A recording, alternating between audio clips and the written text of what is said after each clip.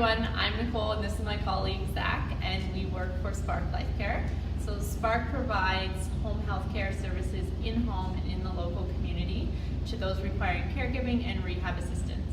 As you know, June is Brain Injury Awareness Month, and we wanted to give a big shout out to Brain Injury Canada for allowing us to be a part of their campaign and thank them for all the amazing work that they're doing.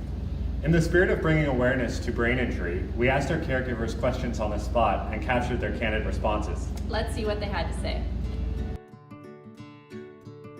Probably that they're incapable of functioning and that they look a certain way, when in reality, they're just like you and I. And they want to say what they want to say, but sometimes it's not always going to come out the way that they want it to.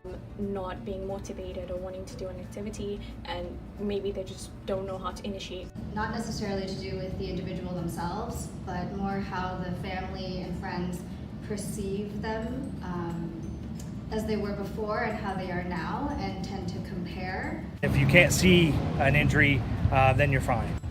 People may think that someone with a brain injury can't regain functions that they previously had. I think a lot of people don't realize the daily struggles that they go through.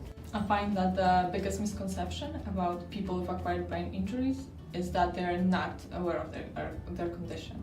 The biggest misconception with brain injuries is the limitations that we sometimes put on them.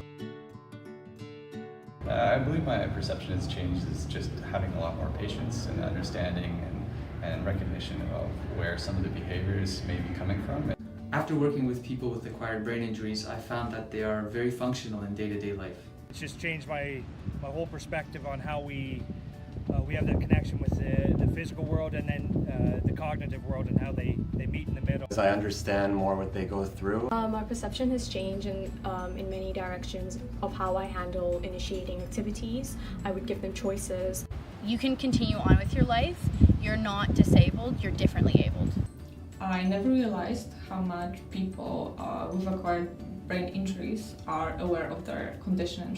Now when I observe or witness unpredictable behavior, I don't attribute it to their personality or their character, I attribute it to the injury. That I have a lot more patience and understanding. I didn't really realize to what extent the difficulties were after acquiring a brain injury. My perceptions changed in the way that I realized there are ups and downs and good days and bad days. You could be having these wicked gains in life and they could be at an all-time high, and then all of a sudden the next day it's like you're at square one.